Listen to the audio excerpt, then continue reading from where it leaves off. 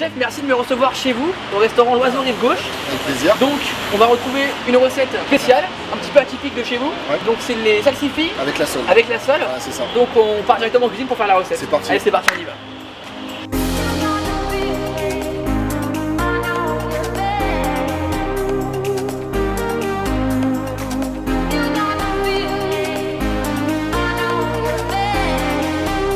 Bon chef, c'est parti, aujourd'hui une nouvelle vidéo. On est avec vous donc à L'Oiseau Rive Gauche. C'est ça. Donc une recette qui va à l'essentiel directement au but. On a un salsifi et une sole. Donc le produit brut, donc c'est le salsifi, c'est le produit un petit peu phare du plat. Exactement. Donc là, voilà. on est en pleine saison de la salsifis, du salsifi, pardon.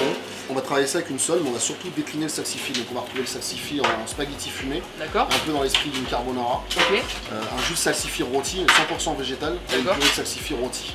Donc vraiment tout le travail va se trouver autour du salsifis, et pour accompagner tout ce travail autour de la salsifis, ça va être la sole. Donc c'est l'oncet que vous faites aujourd'hui au restaurant, vous le servez pour les clients. C'est ça. On sert en ce moment, donc au menu 7 et 9 services. D'accord. On peut retrouver le soir du coup au restaurant L'Oiseau Rive Gauche. Ok, donc là on part directement sur l'épluchage du salsifi. Voilà, exactement. Donc si je me trompe pas, il va noircir si on le met pas dans de l'eau, non Dans de l'eau et de l'acide ascorbique. D'accord. À la maison, bien sûr, vous n'avez pas d'acide ascorbique, hein, on se sert de jus de citron, Un petit citron, ouais. qui est un parfait antioxydant. Donc ça fera tout à fait l'affaire. Ensuite, il ne faut pas en mettre beaucoup, sinon on va amener le goût du citron au salsifis. D'accord, et on Donc, peut le ça, comparer. c'est pas ce qu'on recherche. On peut le comparer à quel légume le salsifi pour ceux qui connaissent pas en fait. Légumes terreux, on va dire le radis noir. C'est dur, ouais, un petit peu. Ouais, Ouais. radis noir ou un peu l'endive. Non, l'endive, Ok. plutôt l'endive. Ok, ok. Un légume vraiment d'hiver et de pleine terre. Donc là, avec le rasoir, Ok. on va venir faire Des petits sets les plus longs possibles les spaghettis. Ok. Très Ça, tout de fin. suite, on les met dans Comme des l'acide petits cheveux. ascorbique. Ok. Donc là, chef, on part sur la cuisson de la sole meunière, donc un petit peu cuisson classique. Exactement. En fait, là, on a une belle sole qui nous vient de la baie de Quiberon, donc une sole assez épaisse, et on commande en fait des sols de 1 kg, 1 kg, 1 kg 2, pour vraiment avoir quelque chose d'assez épais et retrouver une bonne mâche dans l'assiette. Ok. Donc là, on vient juste l'assaisonner. Et le cure-dent dedans, c'est pourquoi?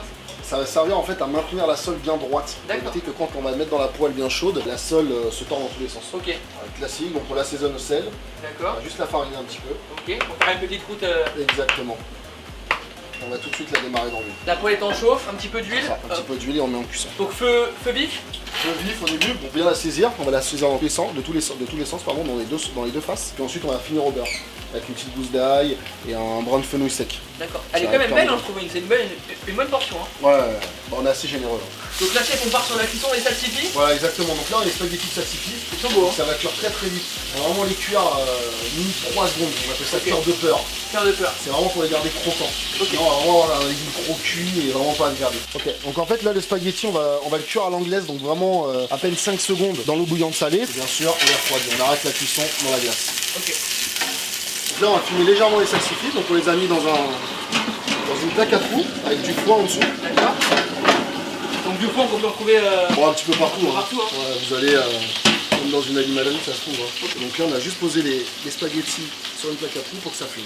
Il y a un temps spécial pour le fumage par rapport à la taille du salsifi ou... L'idéal c'est 6 minutes. Alors là on va finir la cuisson de la sole. D'accord. Donc comme on a dit, on l'a rôti de toutes les deux faces. Donc là elle est bien colorée, elle est jolie. Elle est bien colorée. On va ajouter une petite branche de fenouil sec, Elle est pas cuite, une hein. petite gousse d'ail, elle est pas Elle est pas encore encore cuite. Hein. Voilà. Là on vient juste la nourrir de beurre. D'accord. C'est assez gras, hein. faut l'admettre. Hein. Mais là voilà, on va dire que ça C'est un range plat la gourmand. bière. C'est un plat Exactement. gourmand. Donc voilà, là on va venir l'arroser pendant 2 minutes au beurre. D'accord. Ensuite, important, on va la laisser reposer. Ok. C'est pour ça qu'on la cuit sur l'arête. D'accord. En fait, elle va garder un maximum de sa jutosité et de sa texture. Le fait qu'on cuit sur l'arête, elle va pas être trop sèche. Ok. Donc important, on va laisser au moins reposer 10 minutes. D'accord. Ensuite, 10 on minutes. va la lever. Ok. Donc là, chef, on remet un petit coup sur la sole. Hop. Ouais, exactement. Juste Elle est pour belle, qu'elle hein. sèche. On va la laisser reposer. Donc là, chef, on a le fumage en train de se faire, la sole qui repose. Exactement, et là on va passer à la sauce. Ok, c'est parti. L'élément, on va dire pour moi, indispensable de l'assiette. D'accord. La sauce. Donc là on a récupéré toutes nos parures de salsifis qui nous ont D'accord. servi à... Faire les cheveux. Exactement. Et là on va venir les faire rôtir. D'accord. Qui dit rôti, dit mijotage, dit Exactement. gourmandise. Donc là, on a la casserole Staub. Exactement, dans une cocotte. Vas-y, bébé. Moi j'adore travailler avec les cocottes. Surtout, Ah, pour faire, pour faire des jus et des sauces. C'est Apparemment, vraiment c'est mon meilleur, ouais. ustensile préféré. Donc là on va venir faire rôtir ces morceaux de salsifis. Ça prend un peu de temps. En fait c'est vraiment l'esprit de travailler comme un jus de viande. Ensuite on va venir mettre du beurre, on va bien nourrir au beurre, on va dégraisser et on va mouiller avec un jus de salsifis. Donc, comme on pourrait faire avec un jus de viande. Donc pas de garniture aromatique. Du tout. Le but c'est vraiment pas d'échalotes, pas d'oignons. L'essentiel, le Voilà, salsifi. c'est vraiment le salsifis. Donc là on va venir mettre un peu de beurre, comme on disait, comme un jus de viande. pour nourrir cette sauce, enfin cette base de sauce. Donc toujours sur feu vif. Toujours sur feu vif. Donc la chef, on mouille. Là on va mouiller, donc ça c'est un jus de salsifis qui a juste été passé à l'extracteur. Donc on a vraiment récupéré tout le jus du salsifis. Et on le met avec de l'acide ascorbique aussi, le jus ou Non, justement, le fait qu'il oxyde, ça va donner déjà une couleur naturelle à la sauce. D'accord. Voilà, on mouille très peu surtout. Ça va permettre de vraiment concentrer les saveurs. Donc la chef, on lève la sole. Là exactement, on va la lever. Elle est parfaitement colorée, elle est reposée, elle a tout ce qu'il faut. Elle est cuite. Là on a juste à la lever, on va finir de la préparer. Hop. Donc là vous pouvez voir la cuisson. Bien nacré. Exactement. Donc opération un petit peu délicate. Ouais, un petit peu. Bon, faut avoir le coup de main, on va dire. À chaud, quand même à chaud. Ouais, à chaud, à chaud. Donc là, on va supprimer toutes les parties qui se mangent pas. Ok. Ce qui est bien, c'est que le client va retrouver dans son assiette un poisson 100% désarrêté. Prêt, quoi. Exactement, prêt à être dégusté. Donc là, on enlève toutes les petites impuretés. Là, on va venir juste l'apparaît pour la rendre jolie. À la maison, bien sûr, vous n'êtes pas obligé. Là, on entend bien le côté un petit peu croustillant de la peau. Hein. Enfin, de la peau de la farine. Encore ça. Donc là en fait on va finir les salsifis, donc on a juste blanchi tout à l'heure. Là on va vraiment les réchauffer. Un petit peu comme on pourrait faire des Italiens avec les pâtes. D'accord. Donc il faut imaginer que c'est comme des linguini qu'on va venir juste réchauffer dans un petit peu de bouillon de volaille et du beurre. D'accord. Voilà, pour amener un petit peu de gourmandise. Ceux qui n'ont pas le bouillon de volaille, ils peuvent prendre soit un petit cubord ou, voilà, exactement, exactement. ou un peu d'eau. Voilà, ça ira très bien aussi. Hein. Bien sûr, on n'oublie pas d'assaisonner. Vraiment pour la réchauffe, ça va vraiment être à peine 2 minutes, juste le temps de les glacer, bien les enrober justement dans ce bouillon et le beurre. Qu'ils soient bien lustrés, qu'elles donnent envie. Donc là, au dernier moment, on va venir les rouler un petit peu comme des spaghettis, comme des tagliatelles, donc à l'aide d'une pince. Voilà. Leur donner une belle forme.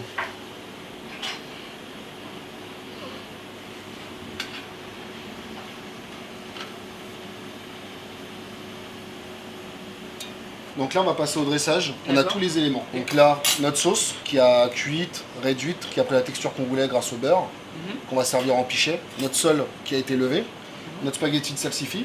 À côté de ça, on a récupéré les salsifis qui nous ont permis de faire la sauce, on les a mixés. Ça nous a permis d'obtenir une purée. Une purée de salsifis bien lisse. Et une purée de salsifis rôti. Et du coup là on a fait des petits chips de salsifis. Donc c'est juste des salsifis qu'on a taillé à la mandoline super fin et qu'on a passé dans une petite huile d'arachide à peine frit à environ 140-150 degrés. Ok. Donc là on va procéder au dressage. Donc là on part sur une assiette blanche. Blanche. J'adore les assiettes blanches simples, sans trop de couleurs. Je pense que ça permet de mettre vraiment tous les éléments en valeur. Donc là purée de salsifis. Hop, sur la purée, on va mettre quelques chips de salsifis. D'accord.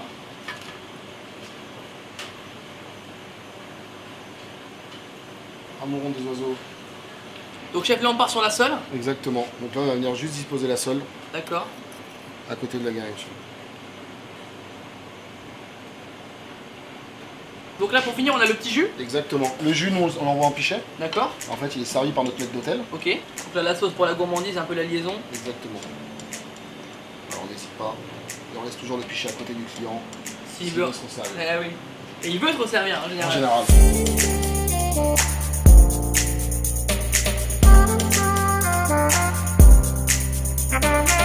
Donc chef, on part sur la dégustation du plat. Voilà. On peut dire que c'est pas un plat signature mais quand même ça reste un de vos plats phares. On va dire que c'est un des plats qui me ressemble le plus. D'accord. Par rapport au travail qui est fait, la simplicité qu'on va y retrouver mais la complexité par le goût. D'accord. Et on va dire que la légère technicité qu'on va pouvoir retrouver avec les spaghettis et la sauce qui va se différencier un petit peu de ce qu'on peut retrouver un petit peu partout. Donc là on part sur la dégustation. C'est parti. Donc là du coup je prends la fourchette, couteau et surtout la cuillère pour saucer. Et on y va. Donc c'est parti.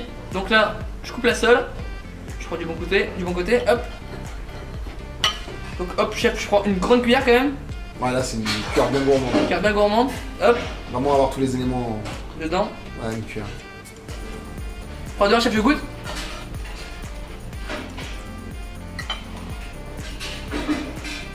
Ce qui est bien, c'est qu'on a la douceur de la sauce avec une légère amertume avec le salsifis, légèrement sucré. Et le fumé qui m'arrive super bien et on trouve un petit peu toutes les textures. Le croquant, le moelleux, les spaghettis. Franchement, le jus salsifis, la sole, magnifique. Franchement, la liaison du plat. Et alors, franchement, j'ai aucun mot pour... c'est vraiment bon. Vraiment félicitations. Merci beaucoup. Donc chef, on part sur une FAQ, une par en question. Yes. Donc quelques questions sur votre parcours, vos envies, vos objectifs. La première, c'est d'où vient cette passion pour la cuisine? En fait, cette passion elle vient depuis tout petit. À l'âge de 12 ans, je savais que j'allais faire de la cuisine. Mon père était chef cuisinier en fait, mais pas dans la gastronomie française, plutôt gastronomie italienne. Ok. Mais depuis tout petit, je baigne dedans. Donc du coup, vous avez décidé d'en faire votre métier. Voilà, à 14 ans, j'ai arrêté l'école, entre guillemets, j'ai arrêté l'école. J'ai poursuivi un cursus professionnel en CFA, ce qu'on appelle un centre de formation d'apprenti, et pour passer une formation de cuisinier. Donc vos mentors en cuisine dans votre parcours? On va dire, plus gros mentor, on va avoir Bernard Pinault à l'époque de Etc. C'était un restaurant qui avait une étoile dans le 16e, ensuite Christian Lesquer, à l'époque du Doyen, on avait 3 étoiles Michelin. Ça remonte, hein. Et surtout monsieur Christophe Moret, avec lequel j'ai travaillé pendant 7 ans. D'accord, donc beau parcours quand même. Ouais, on essaye. Donc désormais vous êtes ici donc, chez l'Oiseau Rive Gauche, C'est ça. donc un ancien restaurant de Bernard Loiseau qui s'appelait Tante Marguerite. C'est ça. Maintenant vous êtes chef. Voilà. Donc quels sont vos futurs objectifs pour ce restaurant l'Oiseau Rive Gauche aujourd'hui? Déjà de satisfaire un maximum de nos clients, de nous faire connaître un maximum sur la place parisienne. D'accord. Et puis bien sûr d'essayer d'être encore plus performant jour en jour et encore plus rigoureux. On parle de plus en plus de crise de recrutement dans la restauration. Est-ce que ça vous êtes touché un peu par cette crise? C'est-à-dire de recruter, de trouver des bonnes personnes, surtout il y a tellement de monde, tellement de demandes. Trouver les bonnes personnes, c'est surtout le plus important, le plus dur, on va dire. Mais nous, on est vraiment une petite brigade, on est 6 en tout, avec une personne en pâtisserie, 5 en cuisine. Donc on n'est pas une très grosse brigade, donc forcément à trouver c'est déjà un peu plus simple.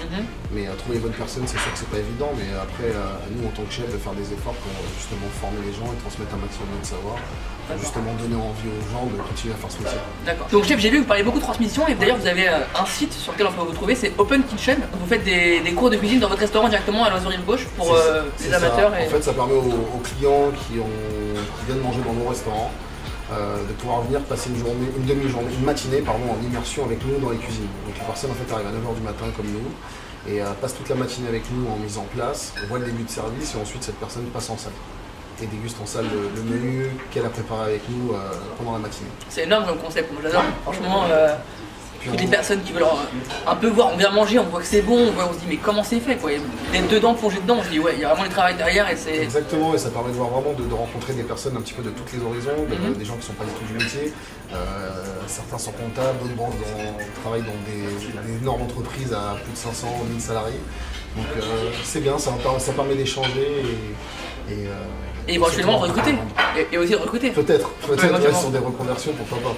Donc chef, vous êtes d'origine, vous allez me dire, égyptienne. Ouais. Donc chef, on peut retrouver un peu vos origines égyptiennes dans votre carte, même dans vos préparations. Un petit peu. Après, j'ai été formé, on va dire, à la cuisine et à la gastronomie française, mais c'est vrai qu'on peut retrouver quelques touches égyptiennes par la boisson d'accueil. En fait, c'est une boisson à base d'hibiscus, donc une boisson qui est très connue en Égypte. D'accord. Et bien sûr, par les minéralises, on trouve un gâteau de semoule parfumé à la fleur d'oranger. Voilà, c'est vraiment quelques touches. Il y a quelques mois, on faisait un amuse-bouche autour du pois chiche et de la tahina. On va dire un plat assez emblématique de l'Égypte. Donc voilà, c'est vraiment quelques touches que j'essaye d'amener à ma cuisine au quotidien. On peut vous retrouver également aujourd'hui sur Instagram, dans votre réseau, donc c'est Omar Diab, c'est ça? C'est ça, exactement. On mettra votre compte en description. Merci en tout cas de m'avoir reçu ici à l'Oiseau Rive Gauche. Bon chef, du coup je vous dis au revoir, merci de m'avoir reçu. Merci à et vous. puis au plaisir. Au plaisir, à très bientôt. Merci.